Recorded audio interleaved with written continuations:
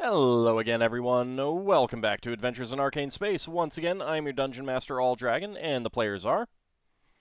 Hi, I'm David Big Mac Shepherd. I play Braxon Miacc, who's a human fighter from an asteroid close to Brow.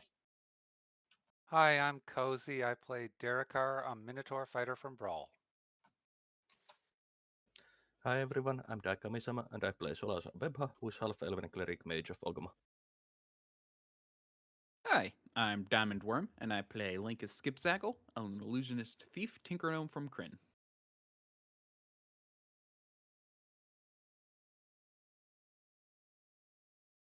Hey, I'm James. I play Ockar, Human Paladin from Brawl. Hey there, I'm Zakhan. I play Lafdul Moonglade, an Elven Specialty Priest and Thief multiclass from Realm Space. His gimmick is coming out with fan titles every week.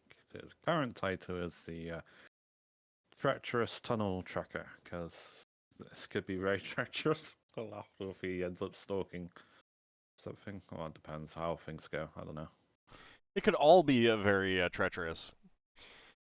For those who... transform into a terrapin? Sure, if you wanted to be very slow. Well, he could be the treacherous terrapin tunnel tracker. I don't think Sorry, he'd carry track on. very well. For those viewers who wish tarantula. to give the player or dungeon master of their choice a bit of a boost in the game, 500 bits will get them a reroll. Currently, Braxon, Finn, Ockar, and Solas have 1. Lafdul and Darrakar have 2. Lankas has 6. I, the dungeon master, only have 12. We left off last time. The party had just exfiltrated from the environment of the Kazafren outpost. And there were a couple spells that were going to be cast, and then Yes. you guys were going to be deciding on what else you want to do. The player of Finn, Seelan, is out today, so I asked him if he wanted to, his character to do anything, and he has not gotten back to me, so I might just have him do some scouting on his own in animal form or something. Just so that he would have something to inform you guys next time, and he's not just mysteriously not doing anything. He was at the other gate, wasn't he? Yes. Yeah, he was at the south gate.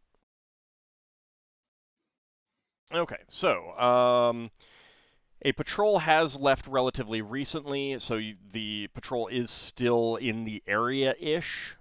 You were only in Kazafren for somewhere between 45 minutes and an hour, and it took you an hour to get to Kazafren, and it'll take you an hour to get back to your camp. Yeah. Before we leave, Solas would indicate that he is planning on scrying the Kazafren again. Okay. With clairaudience and clairvoyance?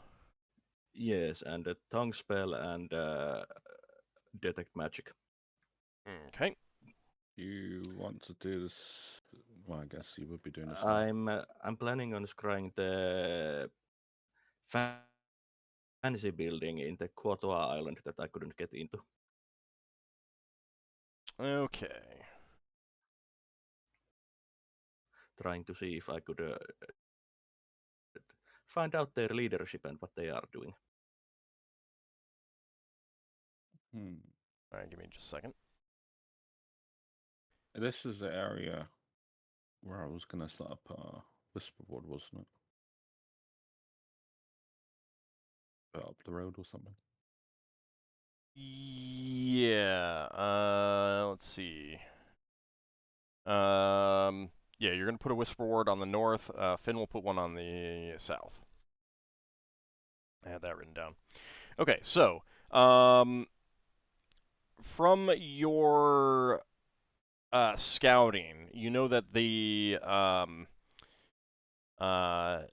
building that you're thinking of on the Kuatoa Island definitely had 2 rooms. Because the shape of the building and the shape of the roofs make it very clear that there's 2 rooms there. Did you want to go for the larger octagonal room or the smaller pentagonal room? I want the larger room. Okay. Okay, let me see. All right, and you're casting both Clairaudience and Clairvoyance into there, right? Yeah, and tongue spell, and I choose Quotoa language, and I choose also Drow and Undercommon and Okay. Also, Such. Elephant Trade Tongue, the last one, yeah. All right. if I remember correctly. So, let's see, is there... I don't think there's a chance of failure if you're aware of what that is. Let's see.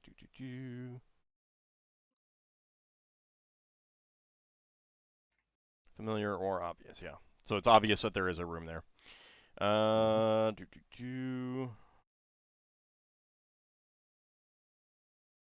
Okay, so you cast your spell, and you can see that the chamber, it's octagonal. You can see two doors, one of which you're pretty sure is the door coming in. It's a black tiled chamber, and it's very ornately decorated architecturally, but it has no particular furniture. There are a number of braziers. Since it is an octagonal room, there's 8 of them around the walls.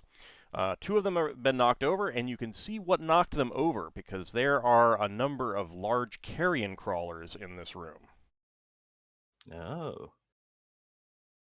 So Interesting. large, soft-bodied, caterpillar-like things with tentacled heads. I believe you guys have encountered them before. Yeah, I think so. And they're... you're not sure exactly, like maybe they're a guard acting as a guard chamber. You know, this is acting as a guard chamber or something like that. But they are just kind of milling around. Obviously knocked 2 of the braziers over. The other ones are lit.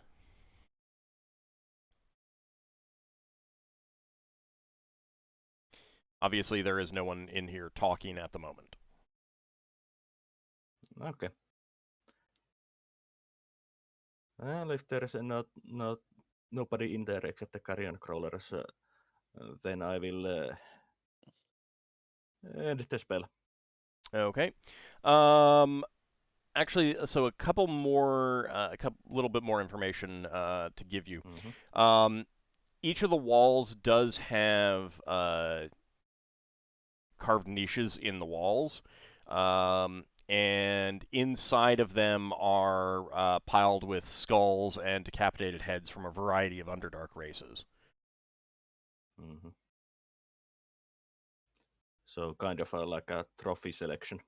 Yeah, you're pretty sure that that is not whatever was put in the, like, whatever was intended to be put in those niches in the first place, though. Yeah. That's pretty morbid. Okay.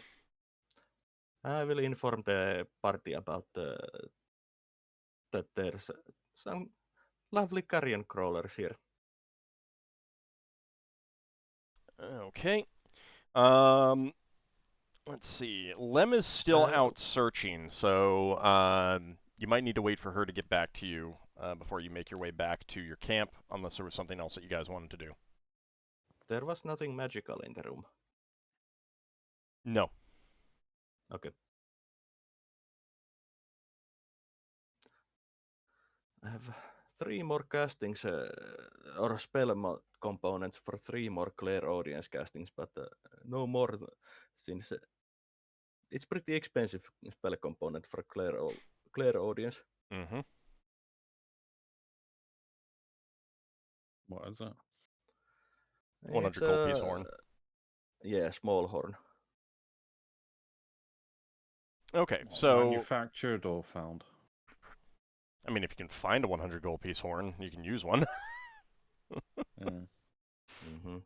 It's just one that's made worth that, or one that could be made worth that, I guess. It's just a small horn of at least 100 gold piece of value. Yeah. So I'm thinking that when it says a small horn, it's one of those listening horns. Think that. It Probably got it definitely intricate could be, designs on it yeah. or something. It definitely could be, yeah. At All least that's what I think the idea is. So Lem is out searching. You wanted to find another waterway into Kazafrin that didn't, so you didn't have to spend that like whole hour through from where your camp is. So she's still looking for that. Do you want to wait for her? Do you want to try to find your way back to your camp? What do you guys We're want to all do? invisible. We can all wait. But it's, I'm fine with waiting since the plan was to go get Finn before heading back. Yeah, we will need to wait to do that.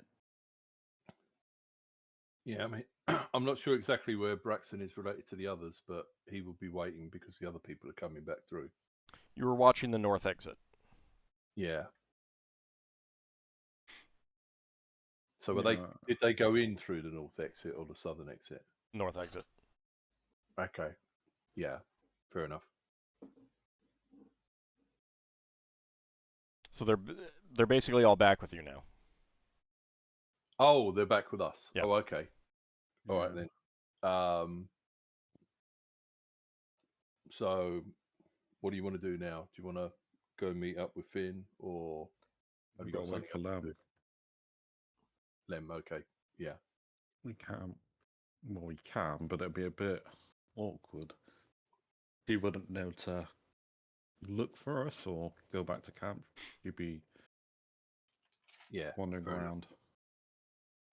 around. So what have you guys learned that can give us clues in what way to go? Have we found any groups in there that seem to be being oppressed by the rulership of the city yet? Well, there's dwarven slaves. Right. So maybe we could ally with the dwarven slaves and overthrow the place. Or are they from outside? What kind of condition are they in? The Quotua were using them to dig a hole. Oh, they were. Right. So the dwarven slaves there were only about was it half a dozen Mm-hmm. or so. right, half a dozen. So they're from the outside. Well, most likely, since there's no dwarven group in there other than those slaves that we witnessed. All right. You got any ideas on how to get them out of there? It seems like this barrier is going to stop you from teleporting people out or anything. That hasn't been tested. Yeah. Lankas opted fair. not to test that with the Dimension Door. Okay.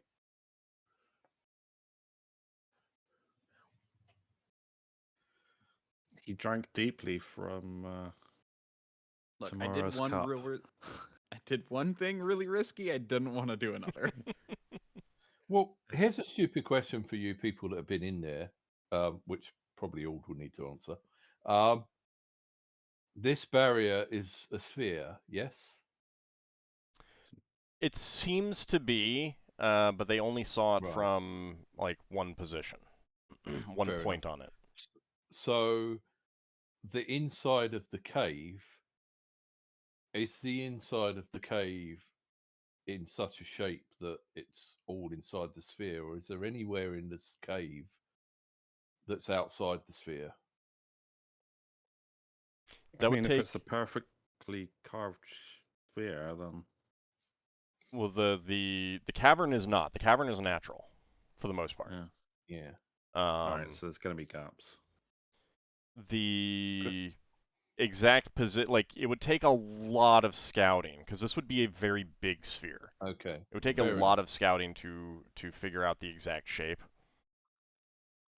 Fair enough. I'm just thinking, if there is a place inside the caves that penetrates through this sphere, we could maybe make an escape tunnel to get the dwarves out through, or to get in through. Because at the moment you can't get the rest of us in the city to help help with anything. The problem with that is that all of the settlements are on the stalagmites, and all of those stalagmites are inside the sphere. Okay, yeah, And but I'm not talking... making a tunnel to the cave would be pretty visible. Unless there is a natural feature in there, like even something underwater. Does anyone have a mass water breathing spell? Nope. Not prepared, but I do have such a spell. That would give multiple people the ability. Yeah. I've got adaptation, which can make you breathe without air or well, you can breathe in space or in water without needing air, and it can be split amongst people. For how long? 24 hours split between how many people? So 2 people would be If 12 Lem- hours, etc., etc. Yeah. If Lem can find a closer spot, we might be able to get them out through the water then. Lafdul, you can do telepathy. Do you have to touch people to do that? No.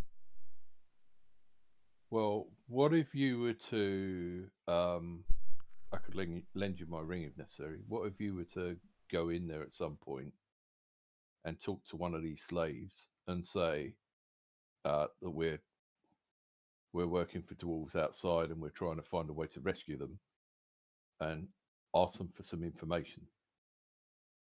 We might be able to get some information on what's going on in the city without having to, break into libraries and stuff. How well guarded were they? Because they were There in a were cave. Quotoa watching them Actively watching or just nearby? actively in the same room. Right, but I don't think we have to talk to be able to communicate with you, do we? No, but casting a spell is a verbal thing, unless there's a Right. distraction. Just as a quick note, water breathing is similar in that you have a total number of hours, and that's divided by the number of people you put it on. Mm-hmm. So you can The put it on more ideal people, world. but the more people you put it on, the shorter it lasts, to a minimum of a half an hour.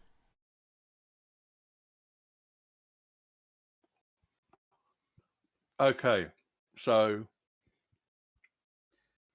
Adaptation spell is touch based.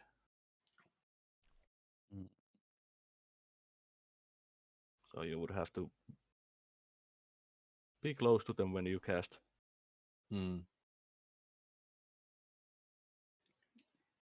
But in theory, if you can get close enough to the dwarves and you can find a dwarf that looks like they'd be nice and calm, and hopefully not go, somebody's talking to me in my head, and give the game away, you could start working on a rescue plan with them. Mm-hmm.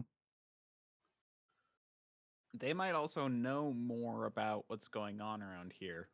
Exactly. Oh, I think the, they yeah. will. The benefit would be huge. It's pulling it off. That's the problem.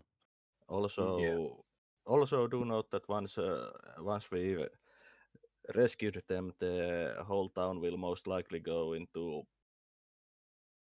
alert. Yeah. Since slaves disappearing would be quite huge. Mm-hmm. Since it's not like we would be rescuing a couple of slaves from hundreds of slaves, but instead we would be rescuing all of the slaves. So it would be noticeable pretty fast. Well, if we can find out how many slaves they've got, if it's a small number like 20 or 30, we can try and break them out and take them back to where we came from. If it's a larger amount, we might need to actually start an uprising or something. Well, so far I've only observed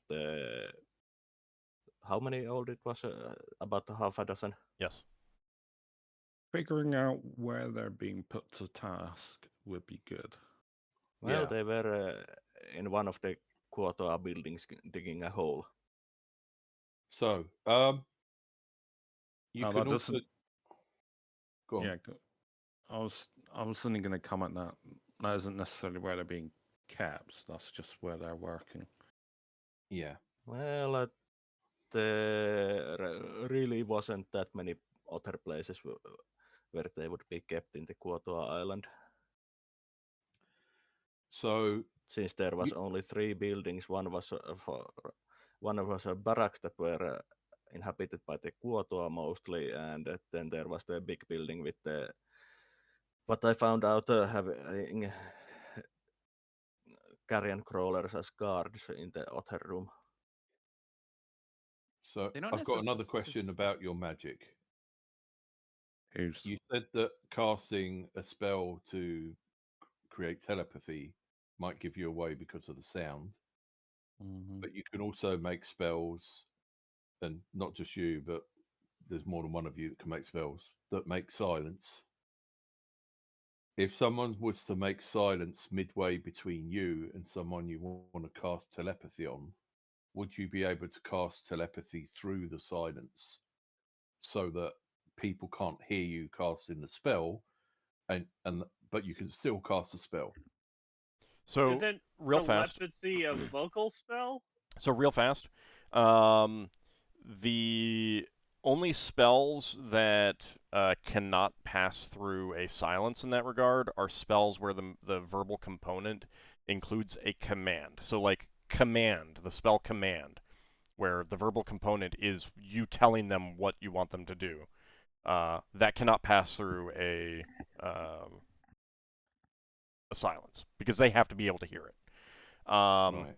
But for a spell like Fireball, they don't have to Yeah. hear you pronounce the words to be blasted in the face with a fireball. Question. Yep. What about spells where the effect is, for example, loud sonic boom? That would be stopped by silence. Yes. Yeah. But that's generally not the verbal component. The spell itself is creating the sound. Yeah. And the sound is the effect. Yeah. And that No, cannot that's pass cool. through But like, silence. So Basically- telepathy would work if there's silence in between you. yeah, basically Braxton's trying to establish with the spellcasters that they could do this without being detected if they were. Linkus How would big also was bring up. how big was the building? Hold on, Lankas, go ahead. Linkus would bring up that he does have a touch spell. Vocalize is a touch spell, and therefore you can cast it on him, so he doesn't have to speak to cast it. Okay, that will work as And well. you don't have to do a zone of silence, which might be noticed. How big was the building? Which building? The one with the dwarves? Yeah. That is about 30 feet across, give or take.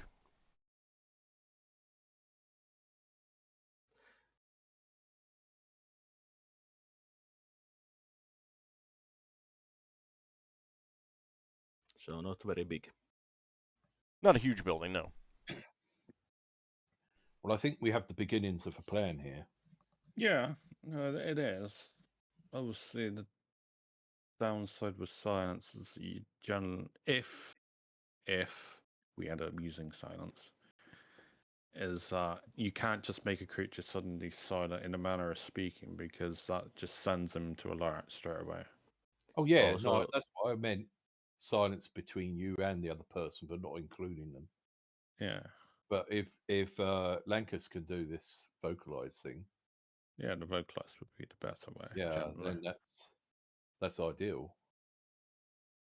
Vocalize is a short duration spell, though. Keep in mind. Yeah, It's basically I have to cast it and then you cast a spell. Yeah. yeah, that seems perfect if you can cast the telepathy in one round. Well, I don't know if Braxton would know what a round was, but So Cast right it round is now, about around. right now, I'm perfectly fine with this being out of character discussion. Yeah. With the summary, whatever conclusion you come to is like, okay, that's what we discuss in character, kind of thing. no, that's fine. I just try not to break the fourth wall with Braxton too much. Yeah. No, So Yeah. vocalize. So, but real fast, like, if you guys want to have an out of character discussion where it's like you just want to, Yeah. you don't want any like people can use out of character knowledge that is well known to players. Like if you've Yeah. read the player's handbook, you know the magic missile spell, even if you're playing a fighter. So it's perfectly fine for someone who's playing a fighter character to say, magic missile would work in this situation. Yeah. With an out of character discussion, you can always like have those kind of discussions, and then basically be like, okay, the summary is that this is what we discussed, and this is the plan that we came up with. Yeah. Well, I would say, given what our mission is to come here and find out information, and that doing something that would reopen this would be a secondary objective. I think that actually being able to rescue dwarven slaves would be a better secondary objective that we would probably get rewarded for, and the rescued dwarven slaves would be able to say so much to the people in the place we came from. It would be a very safe bet that you would get extra reward for rescuing these dwarves Yeah. now that you know about them. Yeah.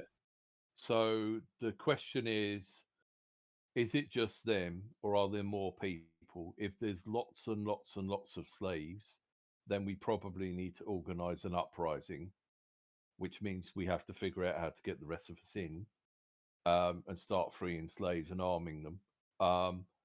But if it's just a matter of there being 16, then maybe Lem can find us a place where the river that flows out of this cave can be used with a breathing underwater spell, and somebody that can turn into a dolphin or something that can drag people into another cave where we can get them out or something. I don't know. Yeah. But we need to get them out. And if there's a way to sneak them out somehow, yeah, where we don't go through the two gates, we could possibly block up the gates by collapsing the ceilings and get them out another way, and be long gone before they've managed to tunnel out of their city to chase us. But I think we really need to know how many slaves there are in there, how many captured people. So unless there is some substantial area that you have not discovered within this this environment, there can't be a huge number of slaves. Because you've got these stalagmite pillars that have been sheared off at the top with some buildings on them. Those buildings are not overall particularly large. You're not looking at like castle-sized buildings. And some of them are very obviously barracks. So you know of these 6. Unless there is some substantial underground elements to these pillars, which there may be, you don't know, some place where they would all be, there just isn't enough space for a massive number of slaves. So you're probably not, you can safely say that, or you can safely guess that there probably aren't hundreds somewhere in here, kind of thing. Considering that the town only has about some dozens of people included in the Drow, Night Flyer, Squato, Adero, and the bad people, the hundreds would be way over. Yeah. How big are the stalagmites holding up places like the barracks? They are generally like probably on average 100 feet by 100 feet kind of thing. Ah, right. So you couldn't use a spell like Rocks and Mud to make one of them collapse. If you put it in the right place, you might be able to. The tops are broader than the narrowest point along the way, but it really depends on the rock to mud. Right, fair enough. And how many? One place where there might be slaves we haven't checked is the mushroom forest / growth area. Lafdul knows that there is something that lives there, but we don't know what. Yeah. The something that lives there is definitely not a normal humanoid. Mm-hmm. At least what he heard, what he detected there. Yeah. I mean, it could be one of those underground bear things for all I know. So there might be slaves there picking food, but there might also be some sort of monster that eats people.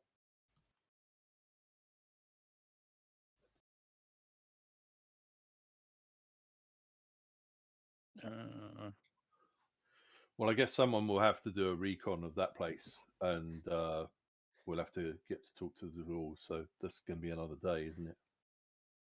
Mm-hmm. Depends. Mhm. Depends on what people can do right now. Yeah, unless you can go back in still today and do it. I mean, I could. I still got my polymorph, and I got 1 telepathy, Yeah, for example. It's up I to you. I do not have another vocalize, so Yeah, I know. but we could go in and scout. How long's your polymorph been up for? I want to say only like 30 minutes, right? It's Maybe been an about hour? an hour. Okay. Yeah. Then yeah, I have another hour and a half. Yeah, but you also flew in. You via the fly spell, so. How long does fly last? At minimum 2 hours. So I should have about an hour of fly still as well. Do you know where they take the slaves when they get them to work? They're digging a hole somewhere.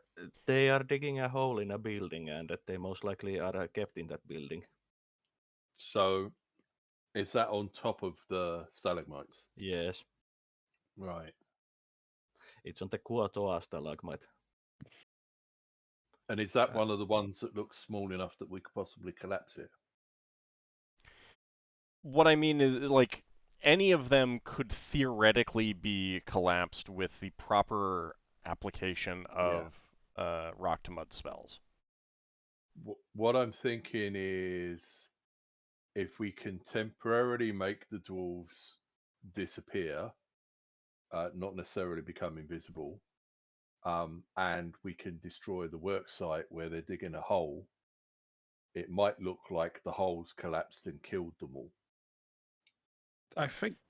So, Mm, unless you like try to collapse a portion of the surface of one of them, like get one of the buildings to Yeah. slide off into the lake, Yeah. you're more talking about like causing the entire stalagmite to like pitch over and collapse down. That's fine. That's fine by me. Right, but what I mean is like it is from I'll what settle. so Solas, you were the one that went in there, right, Mhm. into that building, Yeah. right? Mhm. There is no way that what they had dug so far could possibly cause that. Fair enough. Like, it is not even conceivable that, we dug poorly and it accidentally collapsed this pillar. The hole at the Collapses moment and is fills fairly with shallow. carrion crawlers. I'm sorry? And filled with carrion crawlers, right? Well, that's a different building. Yeah, someone Solas going on. I Yeah. was. The I have an building, idea. building where they were digging, I don't think the hole was even in danger of collapsing the building. Right. No, That's why they got it's dwarves to do it. they're digging down in the floor, and it is not even waist height of the dwarves yet. Yeah. And it's not even for the whole area of the room. It's just a part of the room. Right, and they're Okay. they don't appear to be digging under the wall, kind of thing. Okay, fair enough. I'm just thinking if we're able to get in and we have a team that is able to get the dwarves off of this stalagmite, and then we can cause a complete collapse of the stalagmite, then they will be responding to that. Yeah. And we could then move on to the next phase, which is moving the dwarves from wherever we've moved them to elsewhere in the cave to a way where we can get them out of the cave. Yeah. Which either means we have to take over one of the gates and force our way through, or it means we need another exit. So a river I have a would counter plan. Yeah, go on. What if we use Solas as seeming to make them look like a patrol that's just leaving to go on patrol? That's not a bad idea. It'd work. That is not And a they bad idea. literally just walk out the gates. Yes, that could work as well. If I remember correctly, they will have to go through the draw stalagmite to get to the gate. Well, it depends which gate you want. Yeah, but if they want to go to the closest gate, if they want to go to the other gate, then they would have to go through more than one stalagmite. I mean, the problem is more people leaving than entering might be a problem unless we can like disguise them as one of the patrols and negate the patrols somehow. Also, just to point out that while rescuing the Solas is all for rescuing the dwarves, that is still our secondary objective. Yes. Our primary So- objective was information, wasn't it? The dwarves could have information. Yeah, They could, exactly. They could, yes, but they could also be kept out of most of the knowledge by just being kept as slaves for Quotoa and not for the drow who seem to rule the city.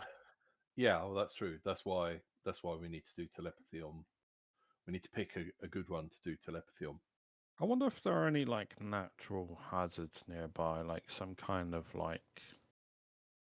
What I mean by hazards is like some kind of like hostile entity, be that like some kind of underground dragon or something that could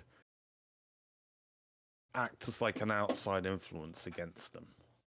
Outside of Kazafrin, you mean? Yeah, just it's something we should scout for to see if there is that out there to utilize. You can talk to Lem about that, yeah. Yeah. Yeah. I don't know if Finn would be able to attract in any monsters. Not It's monsters. got animals. Yeah, only animals. Just summon animals. All right, yeah, but summoning any dangerous underground animals that would try and eat people.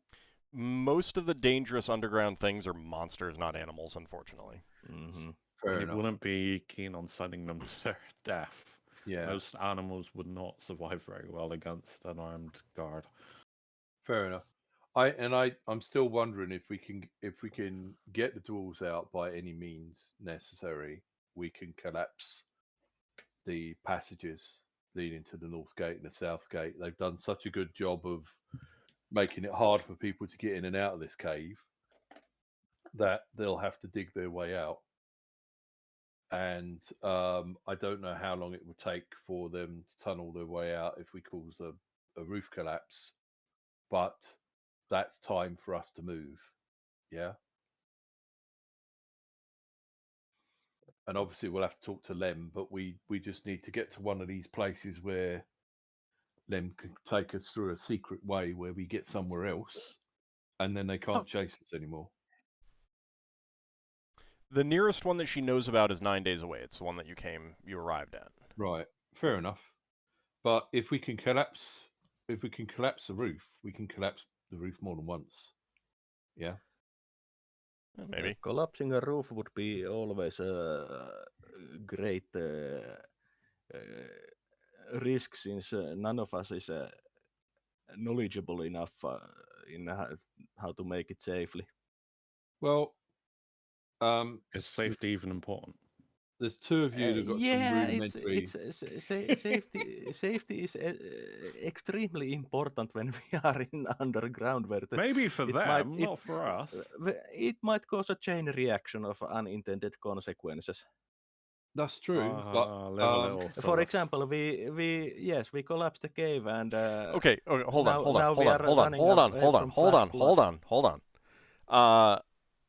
We're not even sure if anyone could do that right now.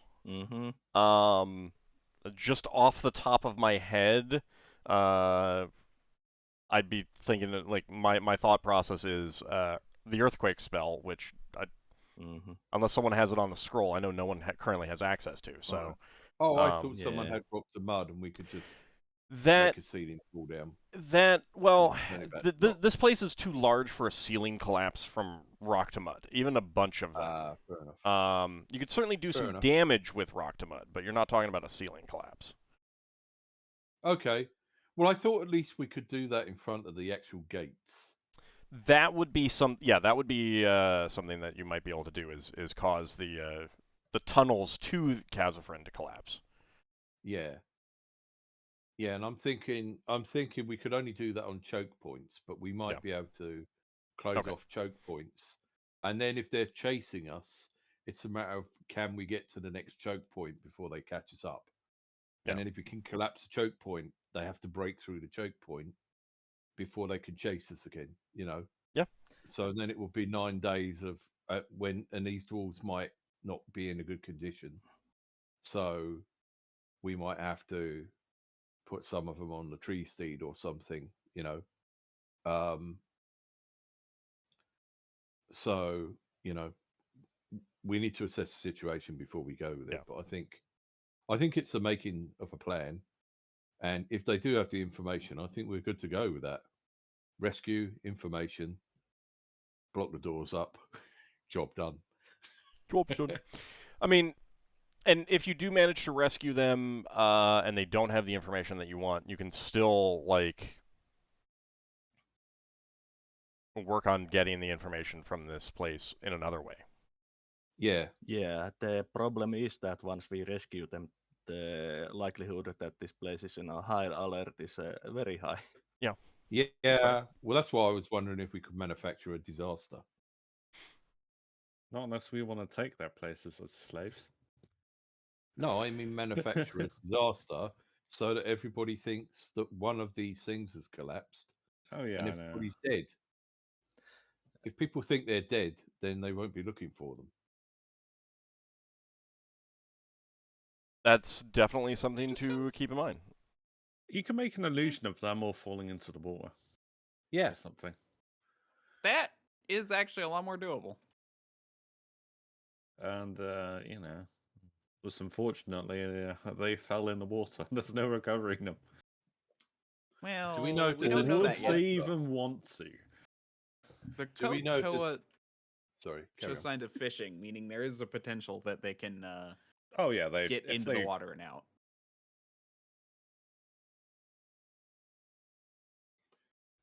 Do we know if there's any sort of monster that's in that water? But if we leave, like, You don't know one way or the other. Right. a bunch of like charm and bones down there, could be had a. What's the longest duration illusion do you have? We just make you have some like charm and bones. They just like dwarf corpses. So when the Koata go down to scout, they just see, oh, no, they're all dead. Yeah. Keep in mind that you saw no obvious way from the surfaces of the stalagmites down to the water. There's probably an underwater free one of the stalagmites. An underwater entrance to one of them. Yeah, I mean, the problem is the ones that would be good require concentration, or me to like or to me to view and update it to actually make it look good. It's not so much a duration thing as it is a I need to be there thing. What's the material component for that anyway? Because could it even be used underwater? Spectral Force doesn't have one. The other two are good. Fleece.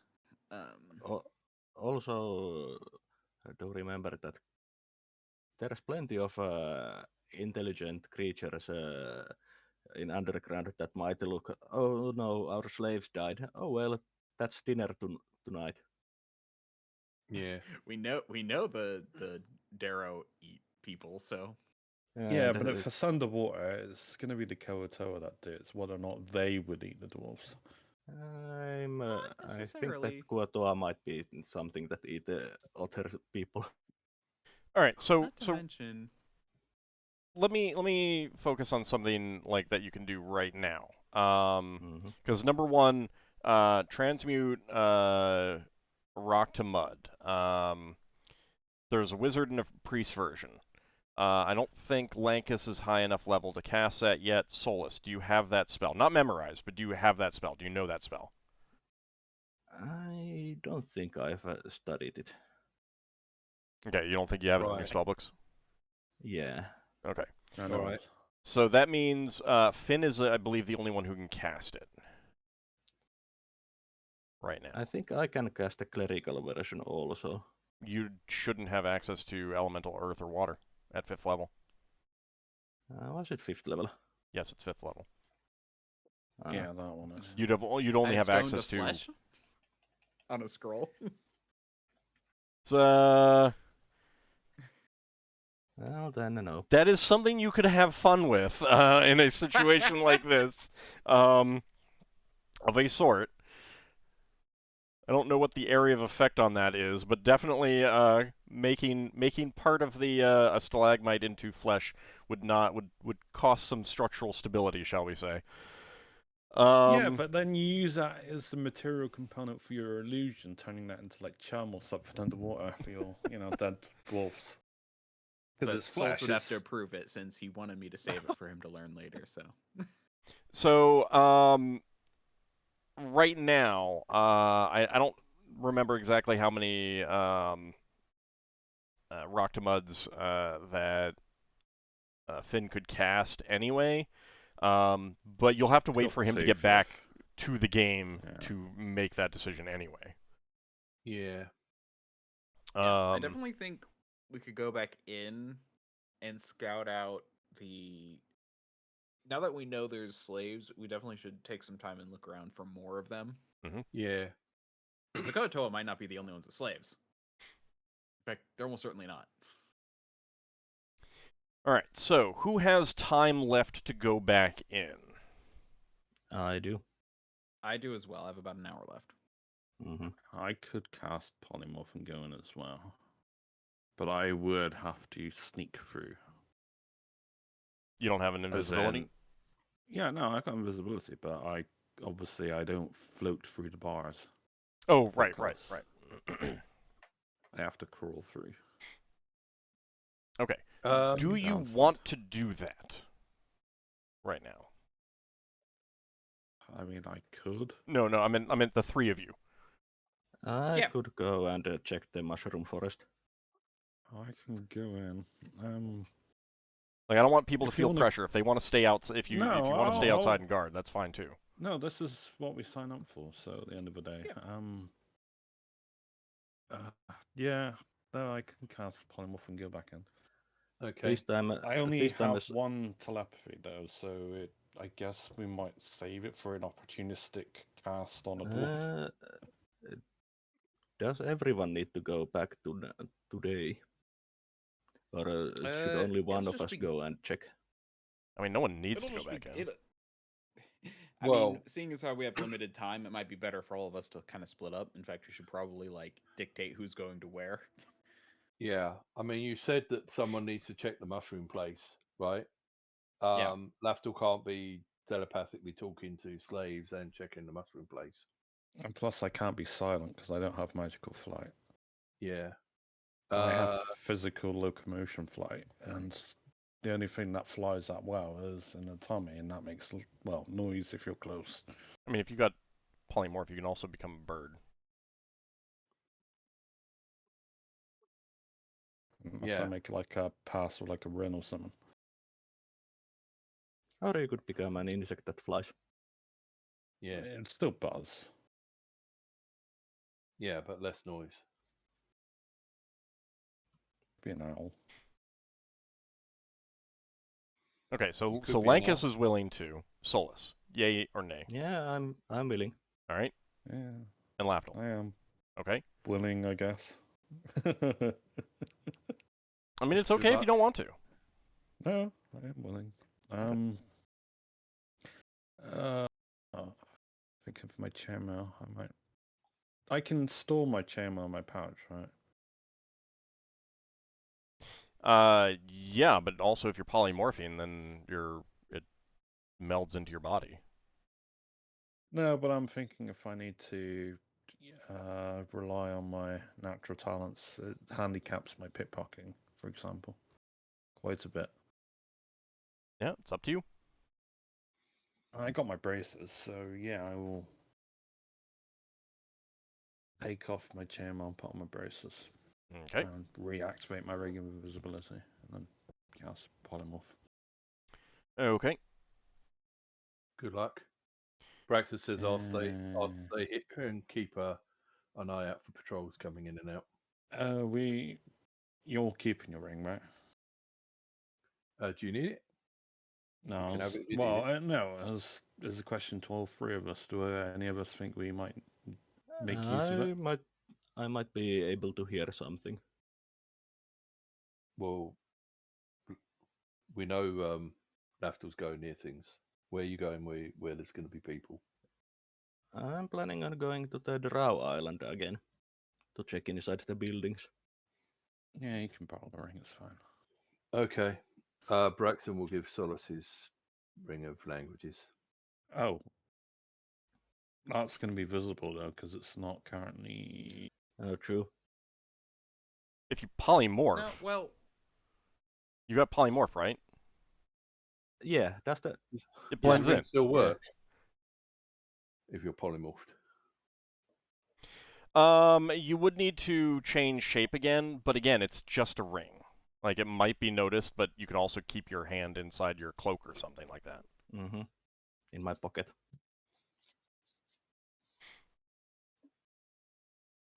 Okay, so you guys ready to go? Mm-hmm. I guess. Okay. So you sneak back in. The large lizards do seem to, like, taste the air with their tongues. This time I'm transforming into a cockroach.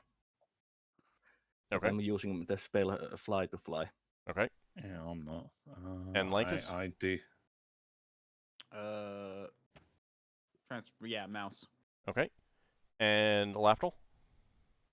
I'm starting as like a gecko climbing through the ceiling and then work my way down to like a mouse and then going under the bars or through the bars or something.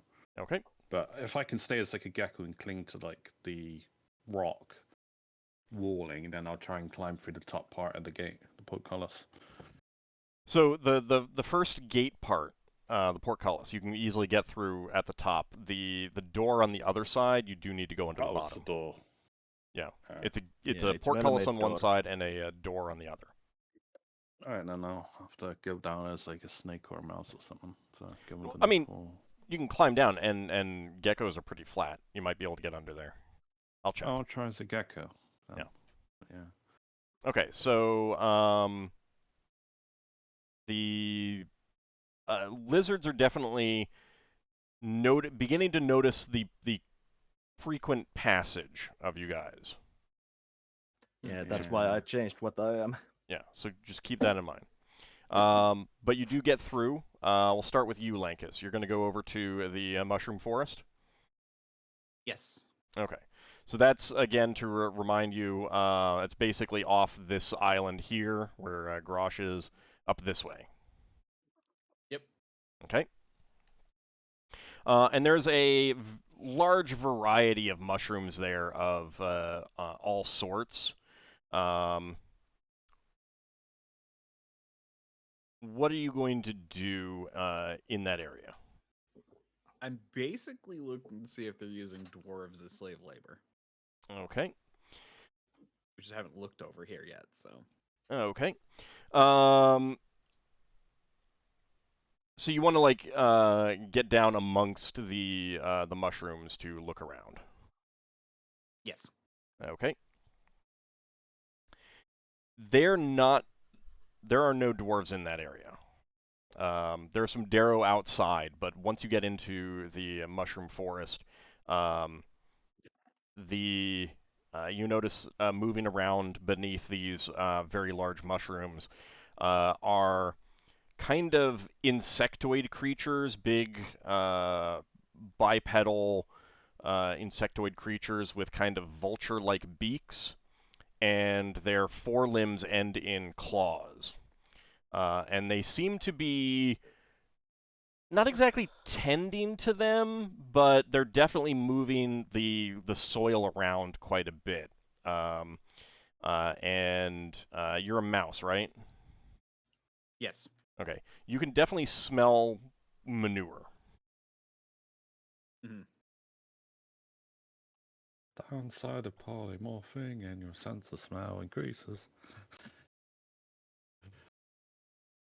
You're guessing that Yeah. that helps to, fertilize the the fungus.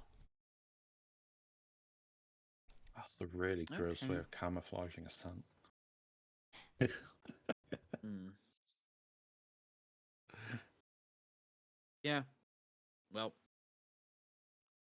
I'll spend a little bit of time looking around because I assume the mushrooms do block line of sight a bit, or are they like super well organized into rows? They're not super well organized into rows. There are pathways that are clearly there based on like the passage of creatures. But in addition, they're also like big mushrooms, so they tend to be broad at the top and narrow stalks for many of them. There's also like puffball types, rounded types, and along the back walls there's some kind of like fibrous-like ones sticking out of the wall and everything like that. You suspect many of these are edible, as well as having other materials that are useful.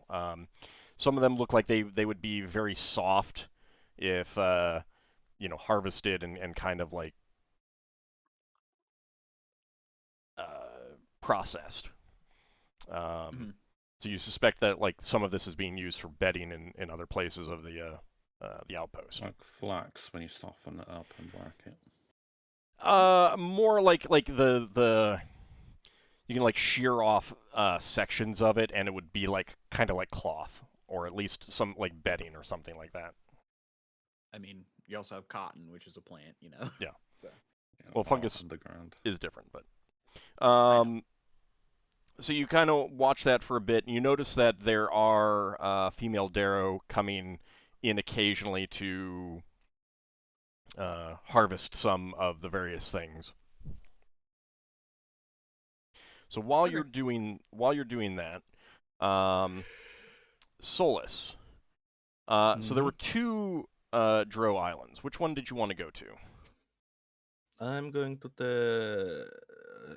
this one that didn't have the central building.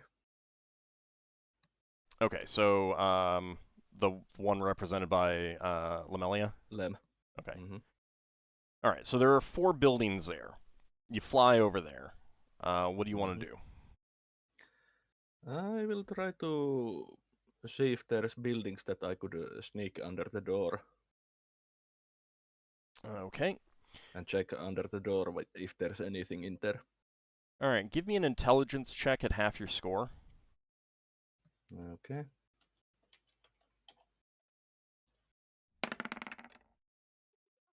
That's a success. Okay. So as you really approach these buildings closely, you realize that 3 of them seem to have odd roofing.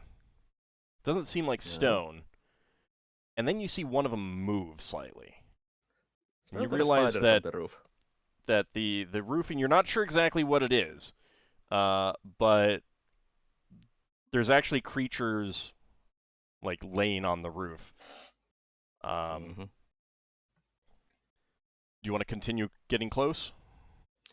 I will observe the roof. Okay. And try to determine if they are spiders or what. Exactly what they are is hard to tell. They seem to have large carapaces of some sort so from a distance it does look like roof tiles of some sort, the way that they're all laid out. But exactly what they are you can't tell because of the way they're laying. How large do they seem? Pretty large. Like 6-ish feet kind of thing long, at least these carapace pieces. Okay. Yeah, I'm going to be avoiding those buildings for now. Okay. And go to the one building that didn't have those. Okay. From the smell, you can tell that that is a latrine. Nah. Then are there any drows outside? Yes, there are. Do they look like they are talking? Yeah, there is a group talking outside. Well, I fly behind them and transform into a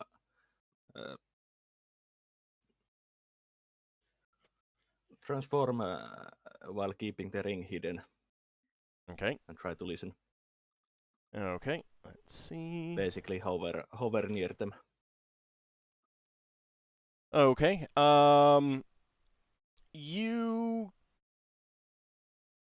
There's enough dark elves wandering around the island, either like on patrols or kind of guarding. You are able to like land behind the latrine and change shape, and keeping your ring hidden, invoke the power of it. You can then polymorph back because it'll continue to last for a while. Yeah, I will polymorph back and fly near these groups that are talking. Okay. So what you hear is they're talking about the patrol that just left, which is a Dark Elf patrol. And give me a wisdom check, please.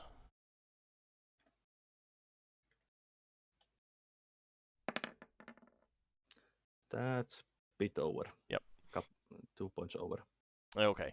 They're talking about the next patrol out, clearly trying to, like, talking about who is going to be sent out kind of thing.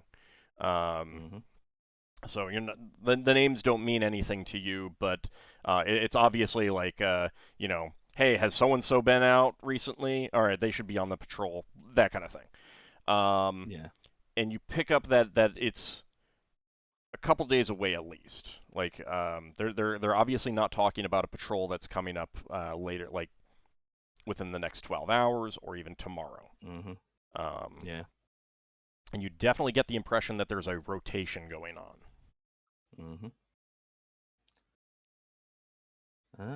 Do I hear them talking anything else? Not this group. Is there another group that I could fly nearby? You can fly by some of them and try to, you know, like the patrols as they meet up, or you could try to go into one of the buildings. I fly near the patrols and listen to them. Okay. Give me a wisdom check, please. That's a success. Okay.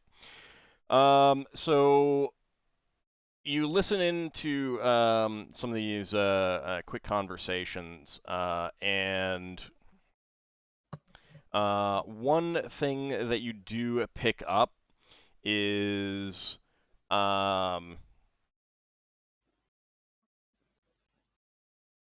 the final are relatively recent arrival here at Kazafran. Okay.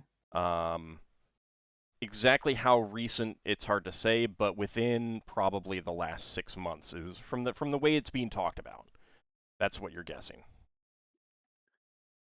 You know, 6 months, give or take-ish kind of thing.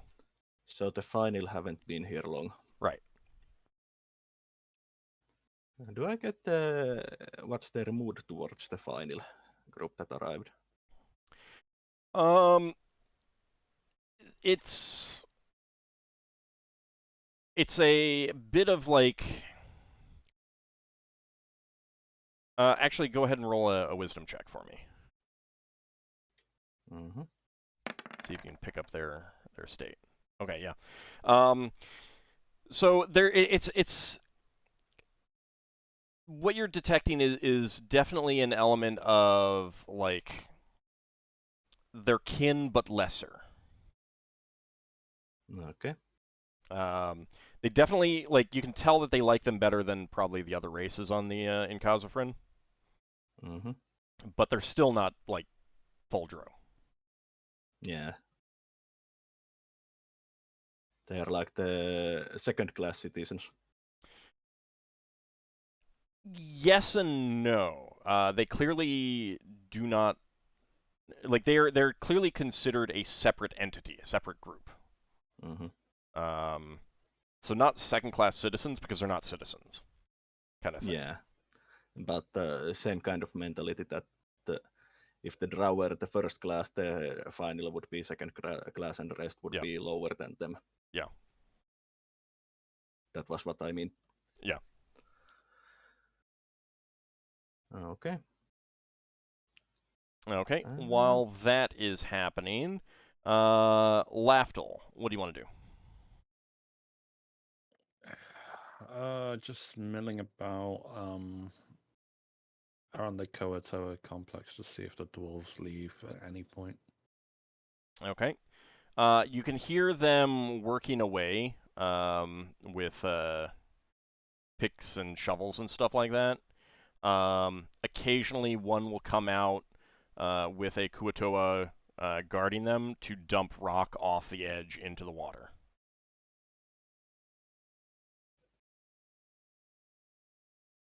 I'm just going to keep watching them for a bit. How often is the Koatoa going towards the edge?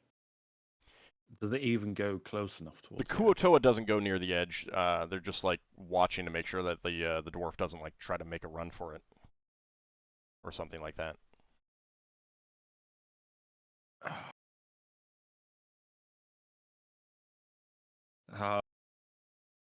It'd be unfortunate if that dwarf were to fall off the edge. It would be unfortunate if that dwarf were to fall off the edge because it's a very long fall down to the water. Yeah, I know. It's just I'm just thinking of ways to preventing its death. It sounded to me more like that you were thinking of how we would kill that dwarf, making it look like an accident. Oh yeah, totally. I'm going to speak with Dad afterwards. No,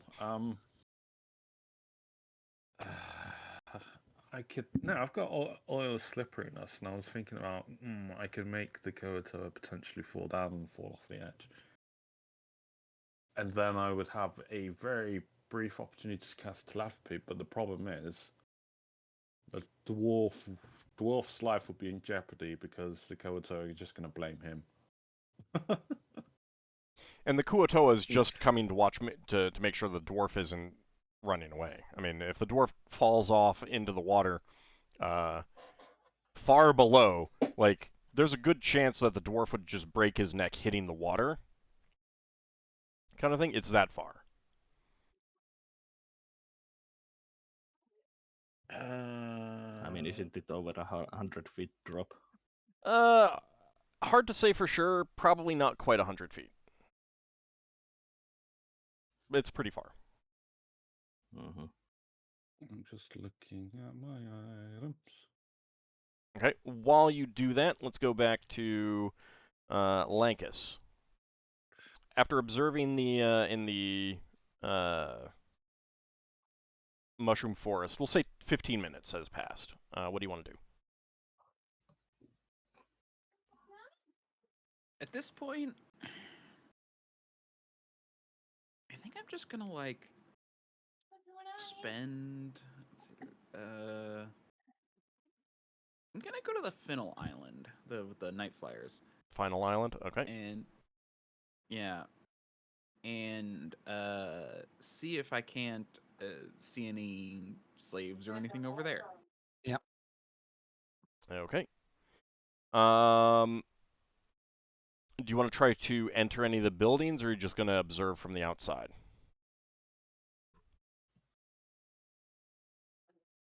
I'll observe from the outside for a little bit. See if maybe like there are any who are carrying, like whips or anything that go into a building. Then I might check that out.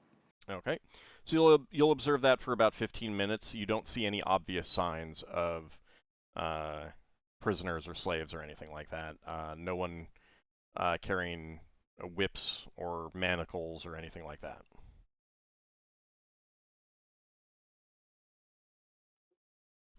What's... Sorry, I just want to clarify something when you do this. How... When the dwarf's throwing stuff off the edge, how far away is the Koator to the dwarf, and how... Yeah. 10, 15 feet. The building's not that far from the edge. I'm looking at that casting range of telepathy.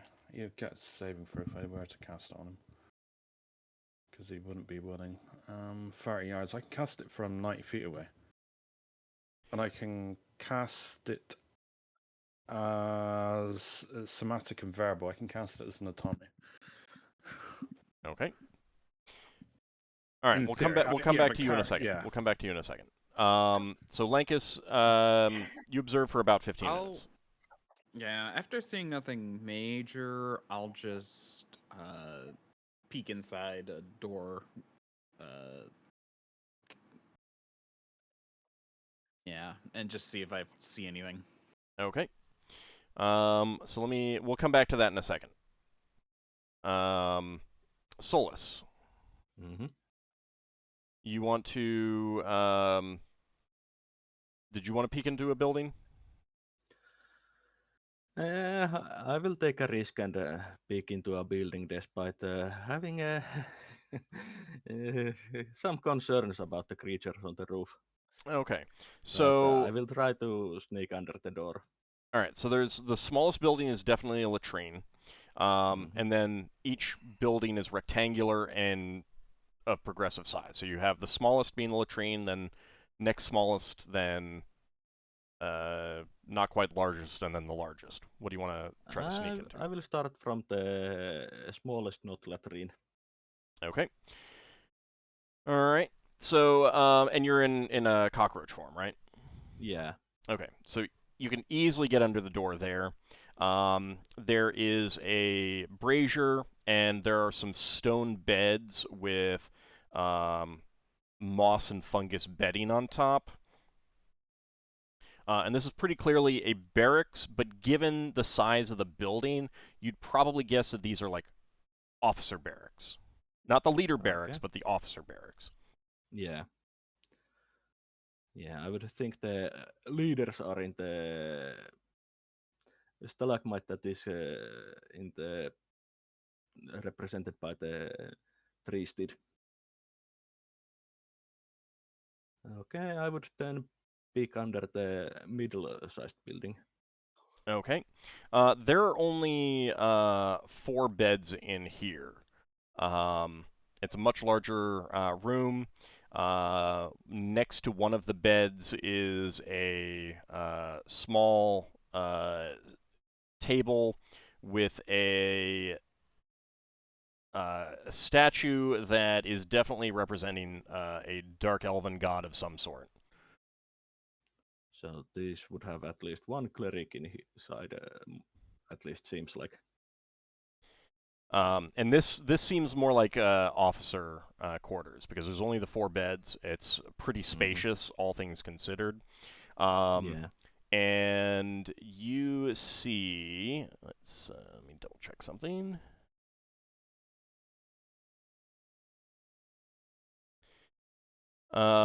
You see a dark elf making some notes in a large, heavy tome of some sort,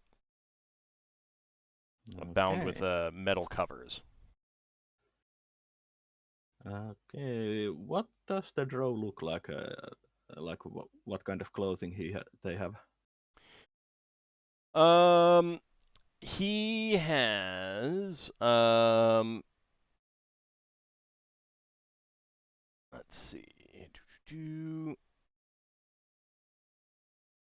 He does have a dagger at his waist.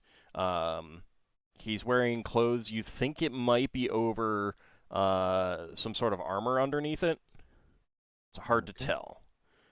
You do know enough about Dark Elves to know that they produce very fine armor that is very easy to move in. Yeah, similar to Elven Chain. Yeah. In addition, there are a number of female dark elves on like the opposite side of the room conferring with each other. Mm-hmm. What kind of clothing they have? They all appear to be warriors. Okay. So this male, how fancy does the tome look like? Pretty fancy. So it could be spellbook.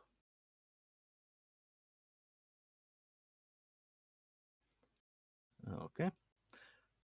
And there were only 4 beds in this room. Yes. And there's Okay. more people in there in it right now, in the room right now.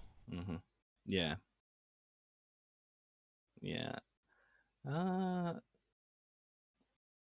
Of the group of females there, does one of them look like clearly they are in higher position than Yes. the others? Yeah.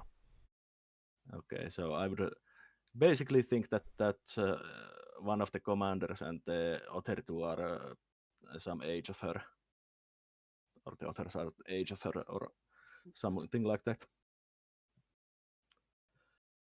I will go check the large building, the final building. Okay. That is very obviously a barracks. There are a number of dark elves asleep on some of the beds. Okay. Roughly how many? Maybe a dozen. Okay. Or close to it. And there's a lot more beds. Yeah. Yeah. Okay. I will. This is enough for now, and I will leave the Dark Elven Island. You'll what? I leave the Dark Elven Island and head to this final island. Okay. All right. So while you're doing that, so we'll say that that took about 15 minutes. Lafdul. You were thinking of taking atomy form and casting telepathy on a dwarf when he comes out to dump stone? Well, yeah. Generally, my atomy or Tommy is the form I go to because it's got a flying ability. Yes, I understand. Yeah, no, I'll try my luck. I will also ask. I will do a prayer. This is not necessarily. I hope this isn't too sacrilegious. It's easier to ask for forgiveness than permission. But I asked for Moradin to ask for this magic to work in this instance. Okay. To a friend to your wolf, Hey, Moradin, I'm trying to save your people here, kind of thing. Yeah, basically allow this magic to work on him. All right. All right, so you cast a spell. Are you going to immediately try to make use of it? Not straight away. I see if there's any observable reaction. I think unless you speak through telepathy, there's no obvious like. Heard me. If it spell. No, because you were small. Right. You're a very high-pitched voice, and you went kind of far away. One thing that you do notice is that there is the ledge, along the cave wall, the cavern wall. There is definitely at least one Darrow who patrols that. All right. All right, so you're still not sure if the spell worked. You'll have to wait for a reaction or wait for a response if you use your telepathy. Yeah, no. I'm just trying to think the best way to broach the subject. Regardless of anything I say will startle them, so it's kind of like, maybe a vision. Pretend. Oh, this is dubious, but it kind of fits in my niche. I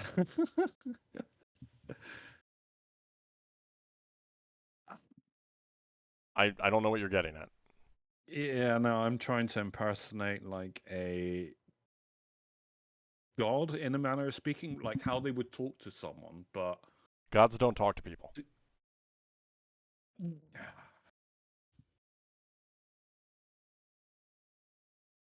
Like, How what do I you mean wanna is, like, convey- there's no way for you to impersonate a god talking to people because, A, any god that chooses to do so is extraordinarily rare, and B, Oh. it's going to be entirely dependent on the individual god. Yeah. So you can do whatever you want and I'm claim to trying be a god. Yeah. What I'm trying to do is the least startling approach. So if I say, or at least hoping on the dwarf's interpretation that it might think it's a god. That's what I'm hoping for. So you won't be as startled. So I'm gonna, once he's done with the rocks and he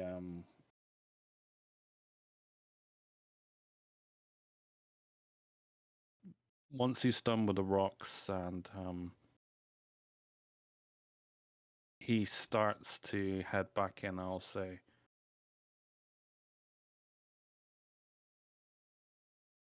does Moradin grant you succor? In his head. Does Moradin grant you succor? Yeah, as in, do you beseech Moradin as your patron deity? That's what I'm trying to convey. Okay, so you do this as he's walking back to the building. Yeah. Okay.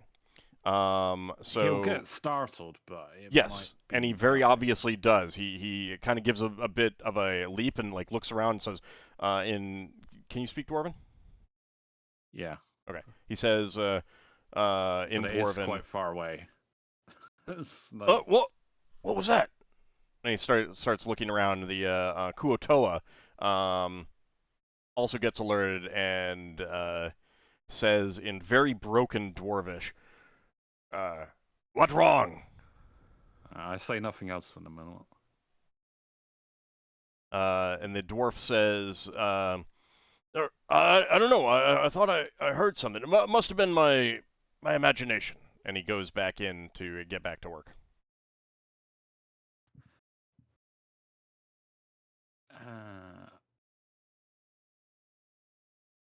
I try to broach it again more subtly, but this time You're still outside, so you can't actually see him, by the way. Yeah, no, it's gonna have to be guesswork, so I'm gonna have to give it a couple of minutes, presuming that's long enough for him to get back to the group of slaves or wherever he's been tasked. Okay.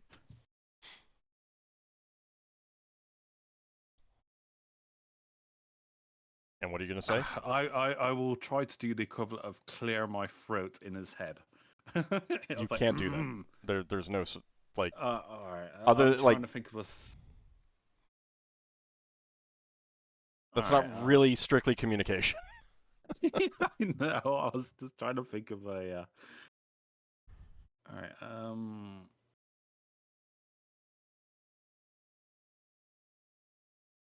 I try to say it again. The same thing. Moradin be with you. Try to stay calm.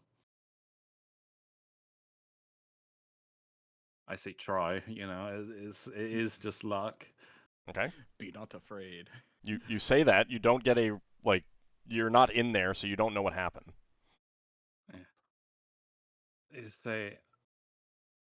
I'm communicating with you telepathically. As long as you keep your cool, no one will notice. So just think in your head. At that, you get a response. Having finally told him that he can think back to you. Yeah. He says, "Who are you? The Kuotoa are looking at me very oddly now." Just carry on. Just say the dust got to you or something. You know, you've been working.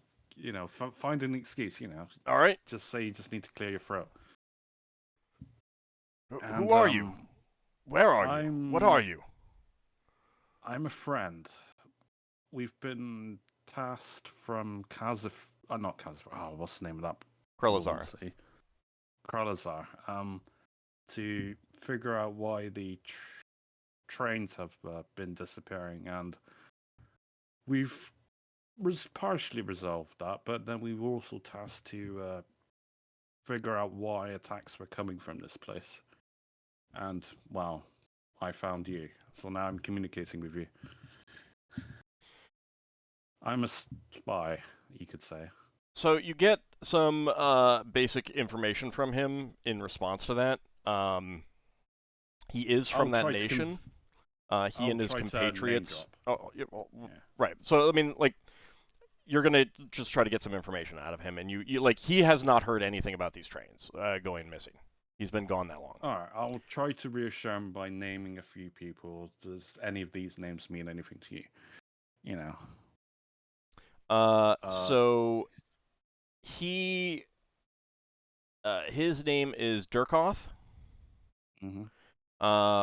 And he and the other dwarves were part of a military patrol that were taken.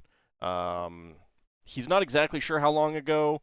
From the sound of it, probably year and a half, something like that. And taken by some dark elves and eventually sold here to the Kuotoa. And they have them making a pool. He's not sure what for, but they're not making a tunnel. They're making a pool.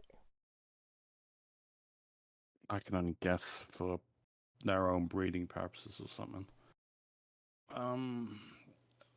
Just laughed. That's just a random thought. I guess he might have accidentally conveyed that. Well, what I need to know from you, if you want me to try to help you, is how many of you are there? There's only 6.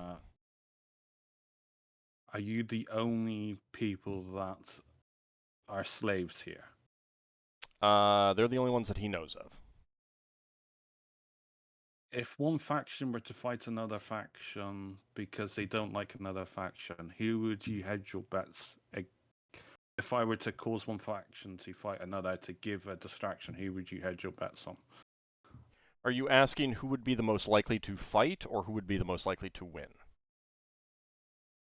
Who'd be the most likely to fight or be suspicious of another group? You know, maybe if I were to cause some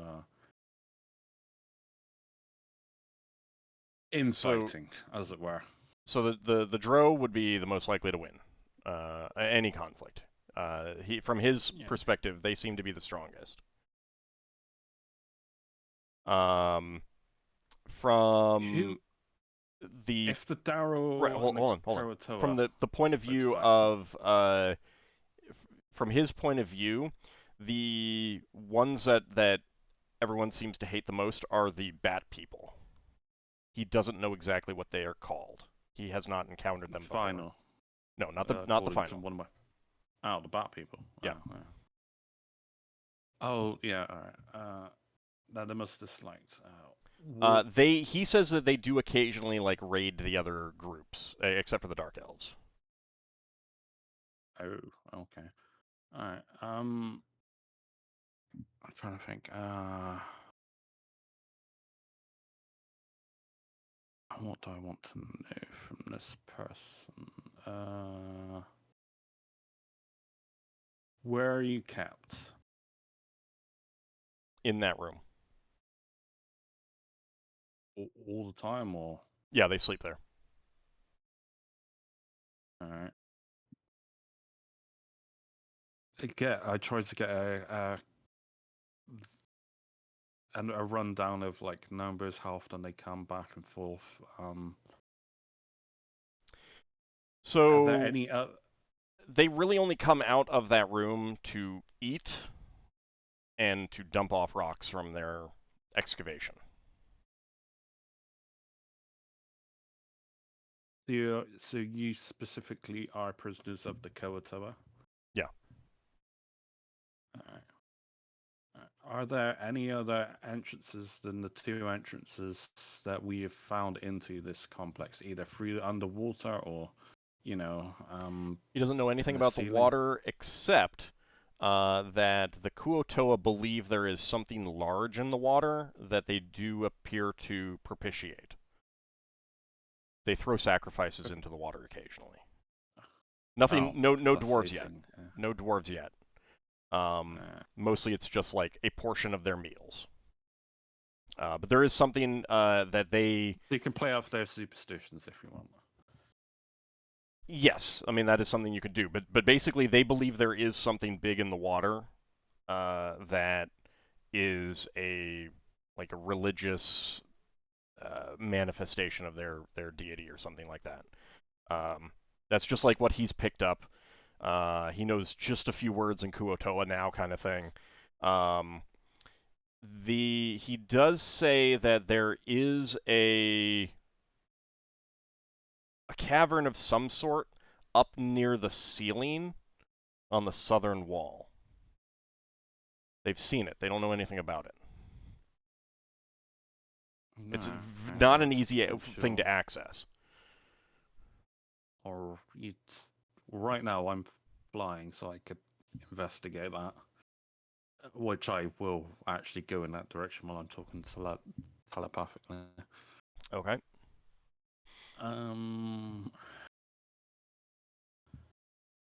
I would have... I want to ask something, because the people would have told me if this opportunity presented myself things that we would have wanted to know, because I'm struggling right now, but I figured that Solas, Braxon, or Lankas would have said, if I get the opportunity, I'll try casting telepathy. What should I learn from them? So basically, what type of things do you think you would have asked me to figure out?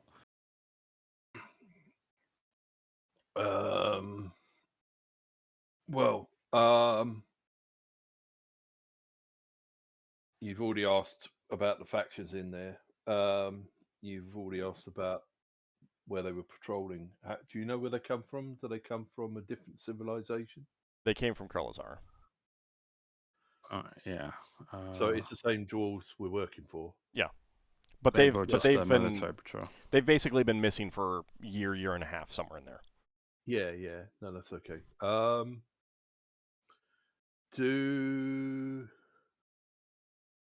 Have they identified any of the leaders? What's the political landscape? This used to be a trading hub, and it stopped being a trading hub about a decade ago. Somewhere. Do you know? They don't know anything about it, like, before.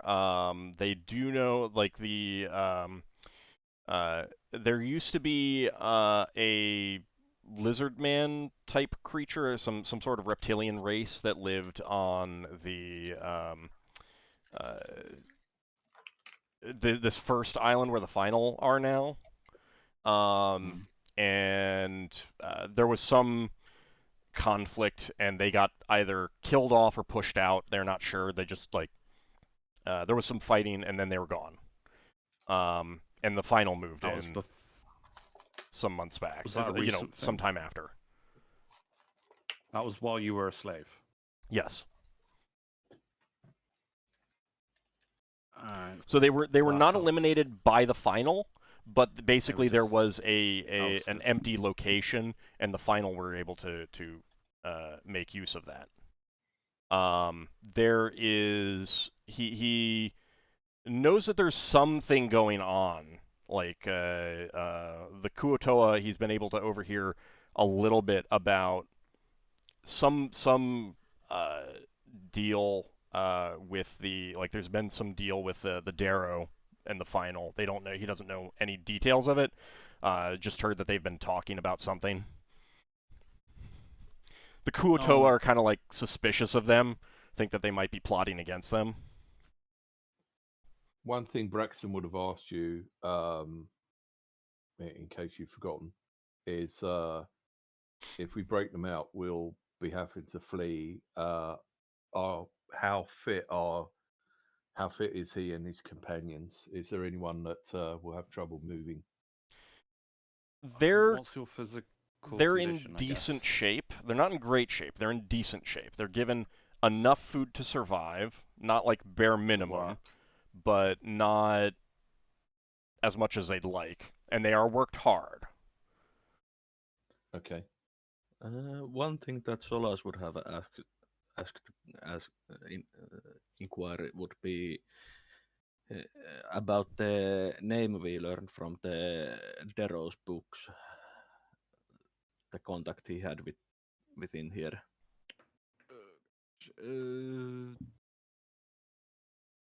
I know there was like Libya. Certainly I think the- she was one of the leaders. I think I asked. Vezerin. He has not picked up many Vezerin. names. Yeah. The names that he does know are the Kuotoa, and let me look that up. Give me a second. Yeah, this is gonna be a one to pronounce. I bet. Okay, so the Kuotoa leader is Gulp, Wow, well, that's not so bad. and they have a priest named Blugmul. Those are the only two that he knows. He knows that there are some other leaders, but he doesn't actually know them. He has not, like... They haven't been, like, referred to enough for him to really get their names. They don't interact with the slaves kind of thing.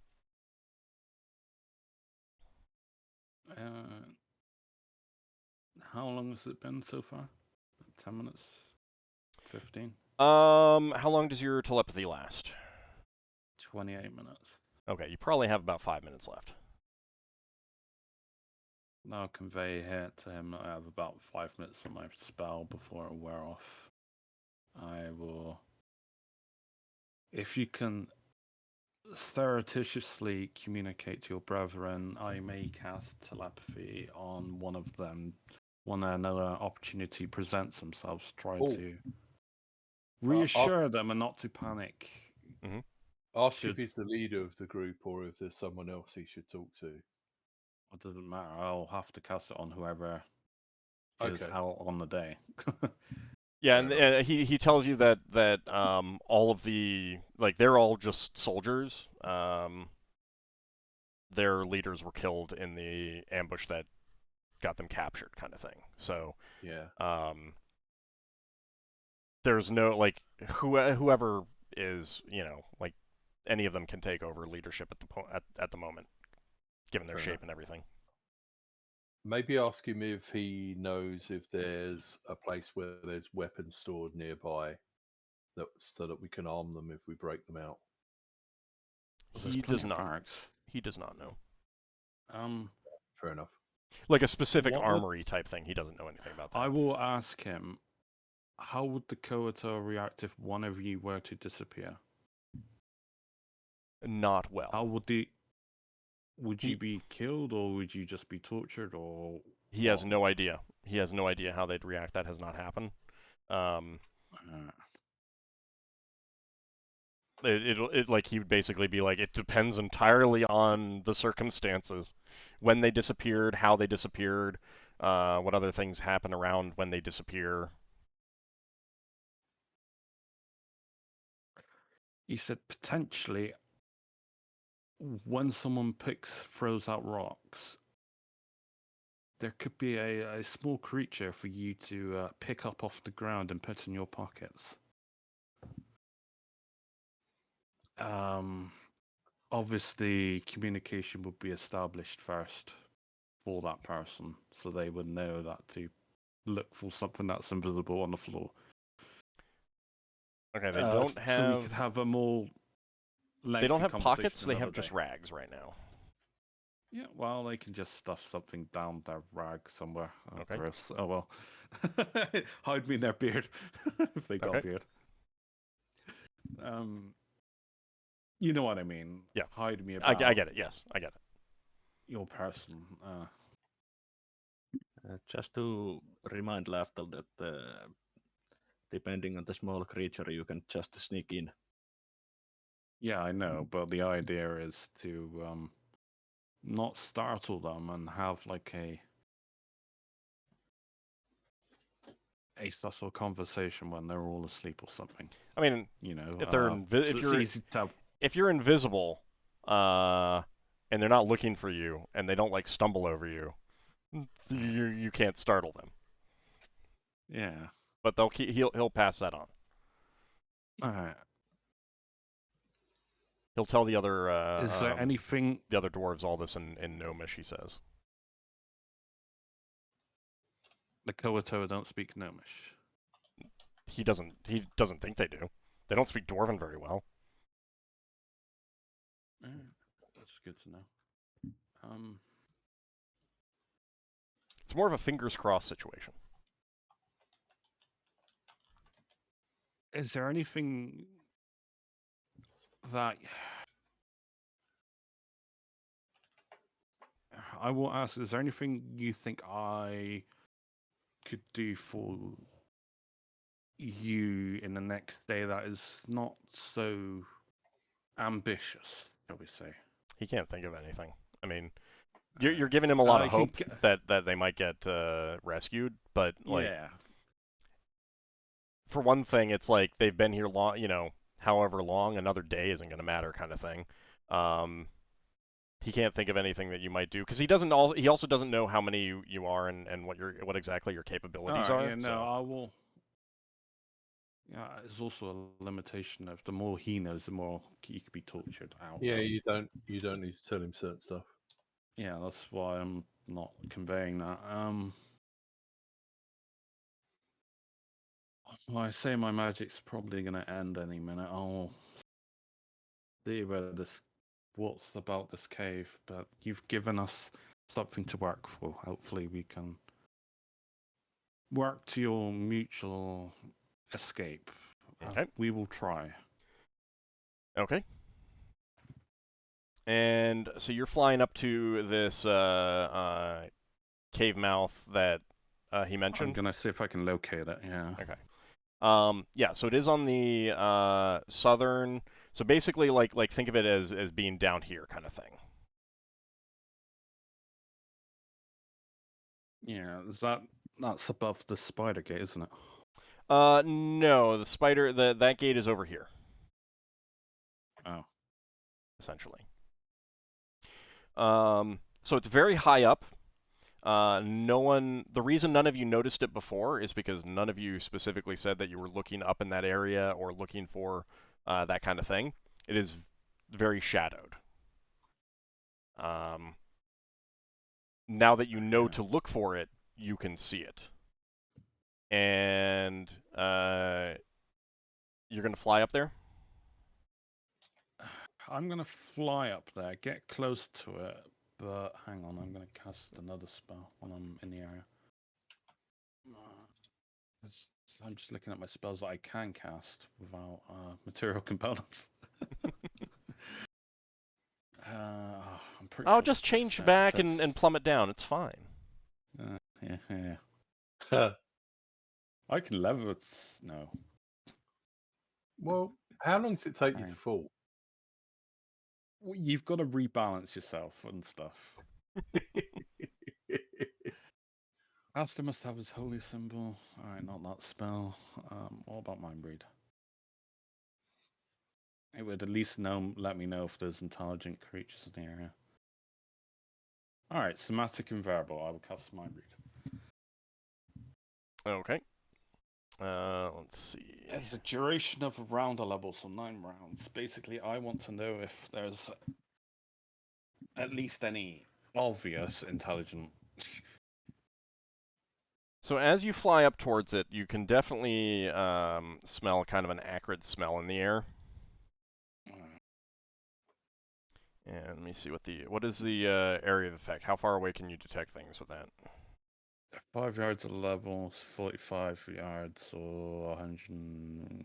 What was that? 135? Yeah.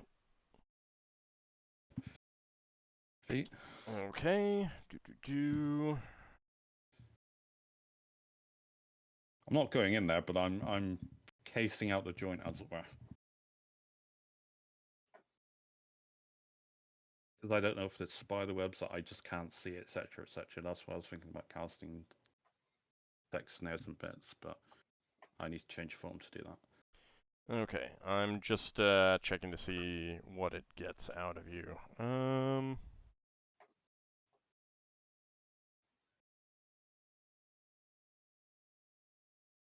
Okay. All right. So you can definitely tell that there is a creature in there. And is it animalistic or like base no. needs? Oh no. Oh, it's intelligent. It's very intelligent. Good luck. All right. It's probably gonna see invisibility and eat you. Hey, I got non-detection. We found the dragon. Non-detection. Oh my might god. Be... Finnel and dragon. But our can't prediction? true seeing see through non-detection? Yeah, I'm just saying regular detect invisibility effects. May not. Yeah, but what? This is an intelligent. Whatever it is asleep. So, is this an intelligent creature? Yeah, oh, it's intelligent. Is it Mind read aware reveals the type of creature being probed, although this identity can be couched in the creature's own language or in a possibly distorted body image. Whatever is in there is very large and reptilian. Oh my gosh. Oh god, we're killing dragons. Mm-hmm. Oh, please don't tell me that's a deep dragon. Oh, fun. You know, remember when we commented about dragon being involved with the train heist? Yes. Yeah. Yeah. I'm surprised.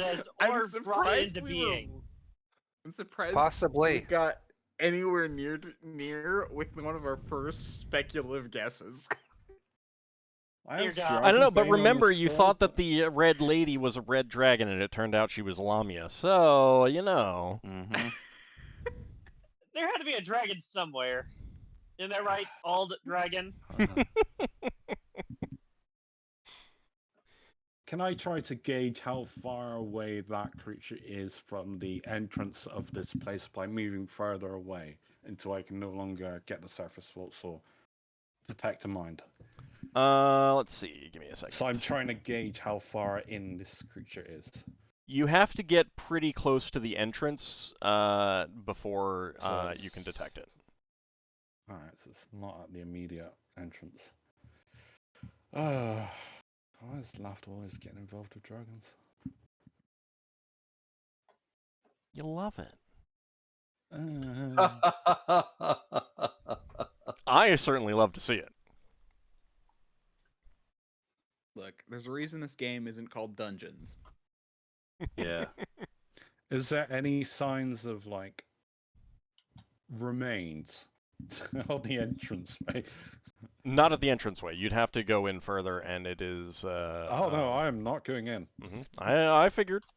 I wasn't saying you were. I wasn't saying you were. You're not seeing anything at the entrance. Alright. You know you want How many people can fit into this entrance, in a manner of speaking? It's pretty wide. 3 people abreast, 1 person? It's pretty wide. You're a tiny little atomy right now. It's harder to gauge that kind of thing. But many people could stand side by side at the entrance. The thing is, I've got Pixie Dust as a spell. It says one of the few spells that reveal it is True Seeing, but I don't know if Dragon's Sight is True Seeing. I've never really tested this theory. A wise man once said, "Do or do not."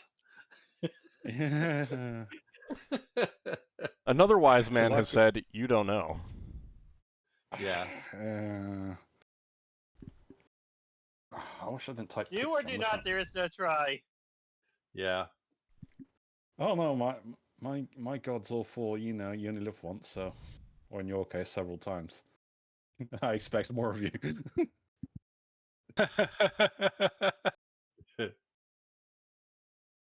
I'm looking at.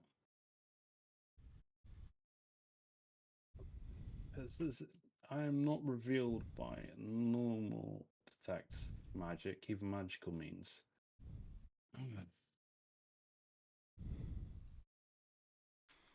You know what? Risk it for a biscuit. I'm going to land on the entrance and cast Pixie Dust. Because it's an improved invisibility, and it should not show up. Unless he's got literal true seeing. Okay, so you're taking your normal form. Yeah, I guess. And also the mind read would hopefully tell me if there's if he's suddenly been alerted. Okay. All right, so you do land and take your normal form. I need a saving throw versus petrification with a +2 bonus, please. I got boots of levitation if it matters if I'm falling. I will let you know. Petrification. Oh, Dragon Fear. +2 on the save for +2, yeah, +2 bonus.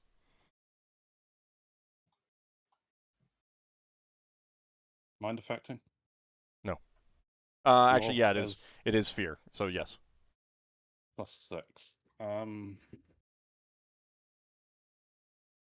yeah. I pass. Okay. You do feel a shiver down your spine as you can see a very large reptilian form sleeping there. You land. The shiver does run down your spine, but you do get like your mental fortitude pushes back against it. And you begin casting your spell. Well, if it's asleep, it's asleep. I'm just going to. Well, I've resumed my form, right? Mm-hmm. What color, or can I discern anything about it? Size, age, color.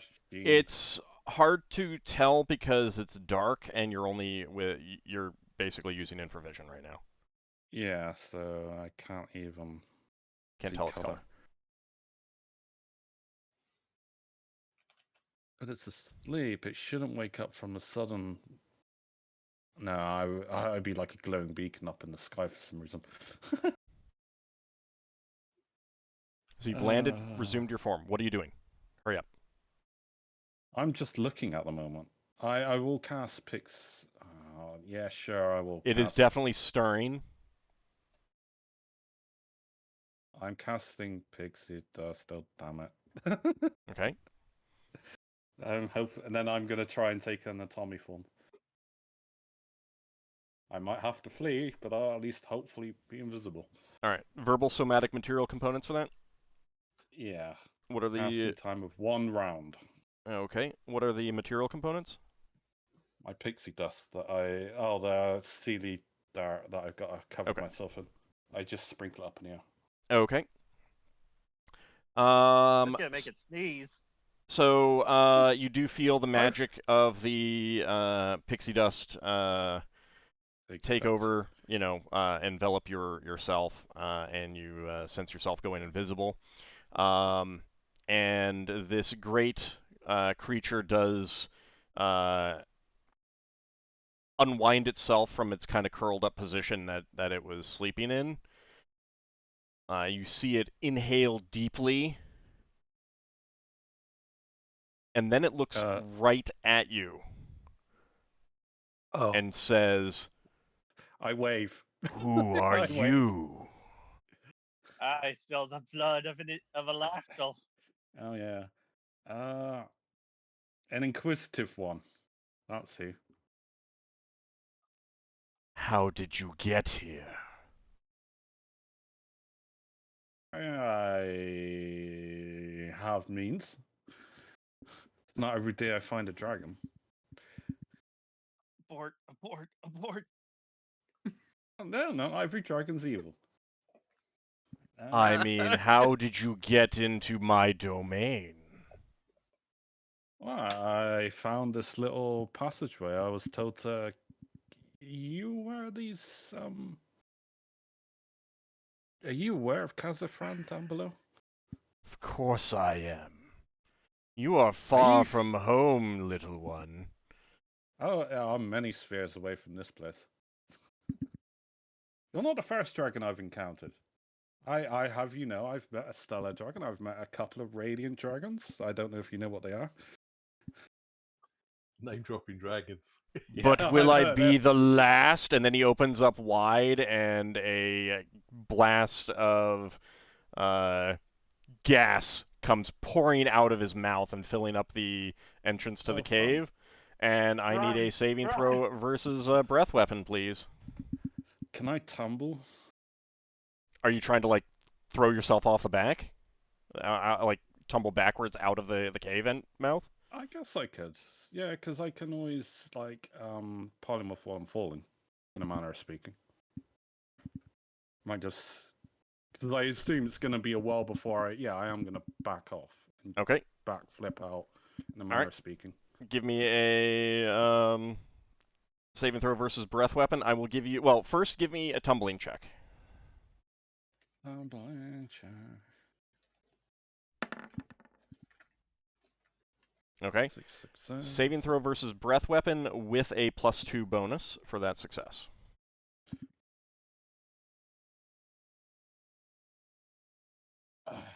Breath weapon. 13 plus 2. Is this mind affecting? No. It's gas. Yeah. Well, it depends on, there's many things. I'm not wearing my armor, so I don't get that. It wouldn't matter anyway. Is this a lawful creature? It's not magic. It's a breath weapon. So I will use a reroll on this. Okay. I get the feeling it might help me. Might be a good idea. I'm getting some tapping from your end, by the way. Sorry. It's okay. So that's your one of your 2 rerolls. All right. I just roll one. I'll just roll two d20s. That's fine. And I haven't added on the +2. But yeah, the 16's fine. So that'll be an 18.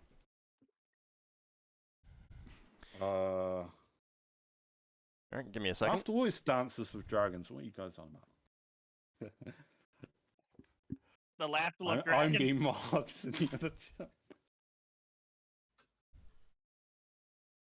Hey, it might be Braxon, the last member of the original company. Okay, so you do backflip out, like try to roll backwards out of the cave, and I know it'll be in a free fall, but I know I got polymorph, so I'm hoping I survive whatever comes at me. You do get touched by this gas. Because I've had green dragon gas affect me before, if it is chlorine. And let me say something just a second. What did you need to save? 13, but I rolled an 18, so 16 plus 2. Okay. So you do feel this gas touch your skin, and there's this like intense burning sensation on your flesh of gas. as it does so. You do only take 10 points of damage. Oh, that's not so bad. Regeneration will not bring that back. Yeah, I can heal that. That's a good thing to remember that. Okay. And now that you're falling down, you're going to try to polymorph? Yeah, I'll take on an Tommy because it's got a fly of A, so it'd be the most agilable. What's the agile? What's the movement speed? Oh god, pretty fast actually. I think it's like 36. Okay, give me a dexterity check. 1 sec, hang on. Tommy, it has a.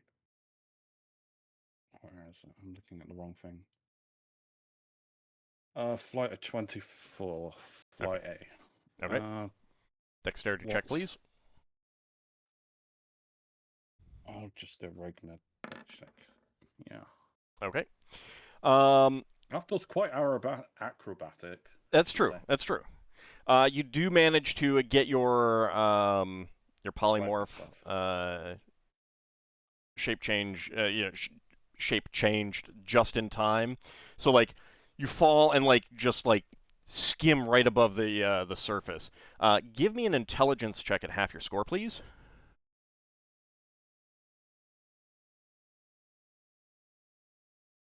This might have just blown our cover immediately. Who knows?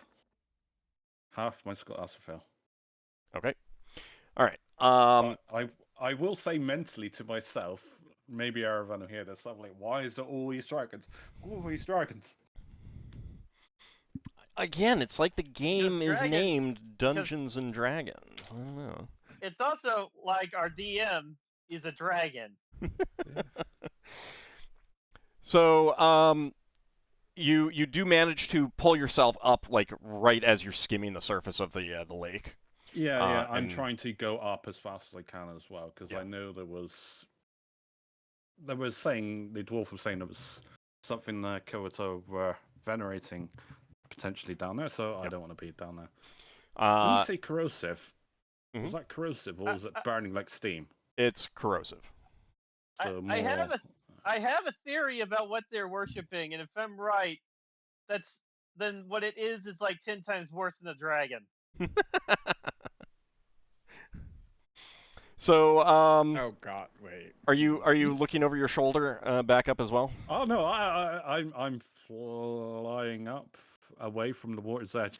I'm not. I'm trying to get away from the water as fast as I can. Okay, but I mean, are you looking behind back up to the cave mouth? Yeah, I'll look up in that direction. Okay. The head of this reptilian creature is looking out and watching you. It noticed that I survived. Or at least watching in your general direction. You're not sure if it can actually see you. So small, I may not be able to see me. Yeah, because you are pretty small too, and you didn't hit the water. Maybe he's just like looking to see if you hit the water. You're not sure yet.